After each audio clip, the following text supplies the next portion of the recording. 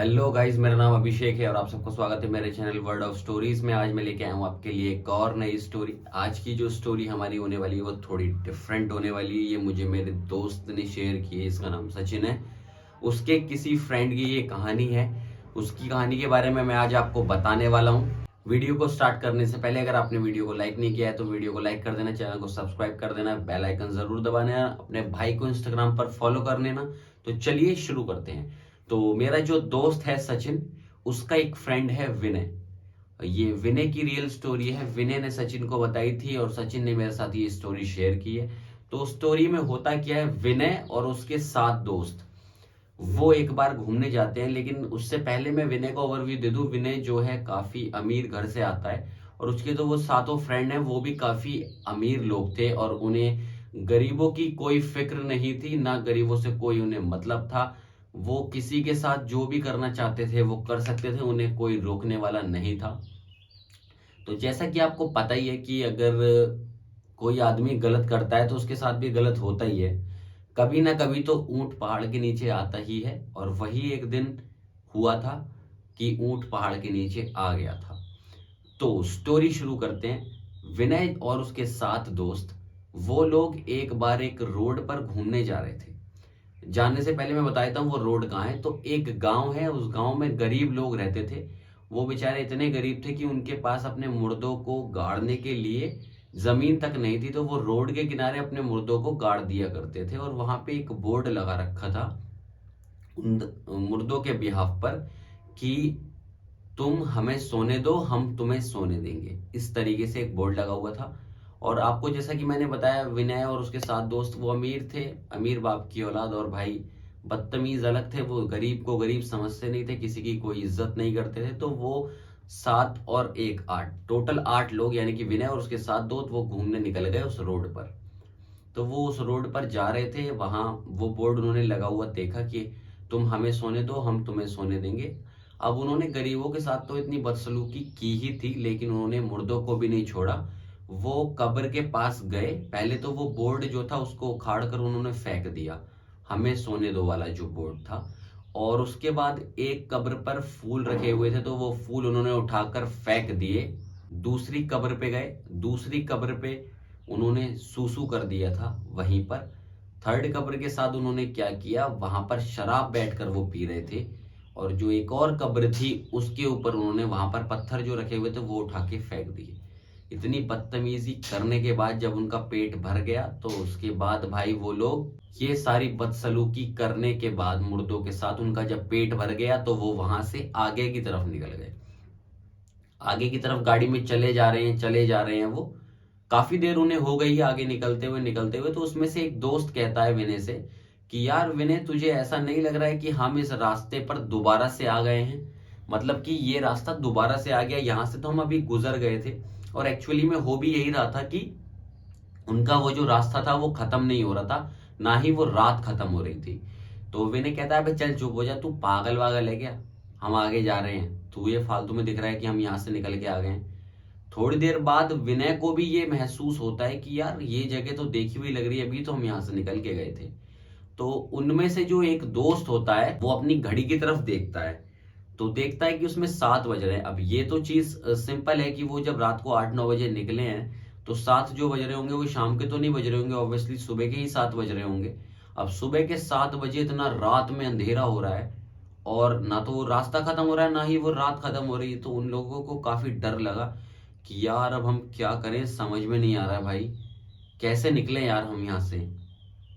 काफी परेशान हो जाते हैं वो भाई, चलते रहते हैं चलते रहते हैं। एक जगह उनकी गाड़ी खराब हो जाती है। गाड़ी खराब होने के बाद वो सोचते हैं अब ये ठीक तो नहीं हो पा रही। उन्होंने ट्राई किया होता है लेकिन ठीक नहीं हो रही होती है। तो उन्होंने फिर एंड में सोचा होता है कि अब हम पैदल पैदल ही चलेंगे। तो भाई वो पैदल पैदल चलने लगते हैं, चलने लगते हैं, चलते रहते हैं। लेकिन वो रास्ता ही खत्म नहीं होके देता उन्हें। अब रास्ता खत्म नहीं हो रहा है तो क्या करें भाई, थक तो गए हैं, उनको प्यास भी लग रही है, ना पानी पीने मिल रहा है पीने के लिए ना कुछ। भाई चलते चलते अचानक से उनके सामने एक चुड़ैल आके खड़ी हो जाती है। वो जो चुड़ैल होती है उस चुड़ैल का शक्ल तो उनको नहीं दिख रही होती है। बाल चुड़ैल के सारे आगे होते हैं लेकिन उनकी चुड़ैल की एक आंख दिख रही होती है जो रेड कलर की होती है। वो चुड़ैल उनकी तरफ देख के कहती है, बोला था ना तुमसे कि हमें सोने दो। बोला था ना। इतना बोल के चुड़ैल गुस्से से उनकी तरफ बढ़ने लगती है। वो लोग पीछे की तरफ हटने लगते हैं। चुड़ैल के हाथ में एक भाला होता है। वो गुस्से में भाला जो है उन आठों की तरफ फेंक के मारती है। तो विनय और उसके कुछ दोस्त तो बच जाते हैं, लेकिन एक दोस्त के सीने में जाके वो भाला लग जाता है और उसकी वहीं मौत हो जाती है। अब ये चीज वो देखकर वो बैक भागने लगते हैं बहुत तेज। अब जब वो भाग रहे हैं भाग रहे हैं भाग रहे हैं बहुत तेज, तो थक तो रहे ही हैं। भागते भागते भागते उनके सामने एक पिशाच आ जाता है। वो पिशाच, उसके ना तो एक कान होता है ना ही एक आंख होती है, सिर्फ एक आंख होती है उसकी और मुंह होता है। तो वो उनकी तरफ देख के बोलता है, कहा था ना हमने तुमसे, हमें सोने दो, तुमने नहीं हमें सोने दिया। भाई इतनी बात बोल के उनकी ऐसी फटती है ना, वो भागने की कोशिश करते हैं। वो जो पिशाच होता है यूं करके अपने हाथ ऊपर उठाता है और जो सारे पेड़ होते हैं साइड में वो उखड़ के उन लोगों के ऊपर गिर जाते हैं। कुछ दोस्त फिर से बच जाते हैं और विनय बच जाता है, लेकिन 3 दोस्त उसमें भी मारे जाते हैं। अब टोटल 4 लोग मर चुके हैं, 4 ही लोग बचे हैं वो। अब वो 4 लोग भी बहुत तेज भाग रहे हैं भाग रहे हैं भाग रहे हैं कि यार कैसे भी करके हमें बचना है, अभी यार क्या करें। गलती तो यार विनय हमसे हो गई, अब विनय हम क्या करें यार बचने के लिए, कुछ तो बता। विनय कह रहा है अगर तेरे पास कोई सॉल्यूशन है तो बोल, वरना अपनी ऑक्सीजन वेस्ट मत कर, मुंह बंद कर और मेरे साथ भागते रहे। तो भाई भागे जा रहे भागे जा रहे, भागते भागते क्या होता है आगे गड्ढा आ जाता है। वो गड्ढा विनय और उसके 2 दोस्तों को तो दिख जाता है, एक को नहीं दिखता है। वो बंदा उस गड्ढे के अंदर गिर जाता है। वो गड्ढे में गिरा, गड्ढा बंद हो गया अपने आप। अब वो 3 बचे होते हैं बस, वो भी भागे जा रहे हैं। तो उनमें से भागते भागते एक दोस्त बोलता है कि यार वो जो हमने कब्र के साथ और मुर्दों के साथ बदसलूकी की थी, अगर हम उसको ठीक कर दें तो शायद हम बच सकते हैं। तो वो वापस रिटर्न होके जब भागते हैं तो वो दोबारा से उन कब्रों के पास पहुंच जाते हैं। तो जिस कब्र से उन्होंने फूल हटाए हुए होते हैं, उस कब्र पे वो फूल रख देते हैं। जिस कब्र पे उन्होंने शराब की बोतल पी होती है, वो बोतल वहां से हटा के फेंक देते हैं। और एक कब्र पे से जिन पे से उन्होंने पत्थर हटाया था, वो पत्थर भी हटा के दोबारा से वहीं लगा देते हैं। और जो लास्ट कब्र थी जिसपे उन्होंने सूसू किया हुआ था, उस कब्र को भी साफ कर देते हैं वो, ताकि उन्हें अब कोई कुछ ना कहे। लेकिन ऊपर देखते हैं तो चुड़ैल वो घूम रही होती है घूम रही होती है। वो चुड़ैल क्या करती है, नीचे को आती है और उनमें से एक को उठा के ले जाती है। अब वो विनय कहता है कि यार हमने तो अब कुछ सब कुछ कर लिया यार, सब कुछ ठीक कर दिया, तो अब क्यों ये हमारे पीछे पड़े हुए हैं। तो उसका विनय का दोस्त बोलता है, भाई हमने अभी सब सही नहीं किया। वो जो बोर्ड लगा हुआ था कि तुम हमें सोने दो हम तुम्हें सोने देंगे, वो बोर्ड अभी हमने नहीं लगाया है। वो बोर्ड जो हमने उखाड़ के फेंका था। वो जल्दी से भागते हैं, उस बोर्ड को उठाते हैं और उसकी पुरानी जगह पे वो उसको लगाने लगते हैं। लेकिन जब वो उसको पुरानी जगह लगाने लगते हैं तो सामने से पिशाच और चुड़ैल उनकी तरफ बढ़ रहे हैं, धीरे धीरे बढ़ रहे हैं, धीरे धीरे बढ़ रहे हैं। कुछ और जल्दी जल्दी जल्दी जल्दी बोर्ड को लगाने लगते हैं। जैसे ही वो उस बोर्ड को वहां लगा देते हैं, तो वो दोनों पिशाच और चुड़ैल वहां से गायब हो जाते हैं। अब देखते ही देखते जैसे वो गायब होते हैं, देखते ही देखते धीरे धीरे करके वो रात हटने लगती है और रोशनी आने लगती है और वो रास्ता भी खुलने लगता है। अब इतना सब होने के बाद विनय और उसका दोस्त वहां से गाड़ी में बैठ के निकल जाते हैं, क्योंकि गाड़ी ठीक हो चुकी थी।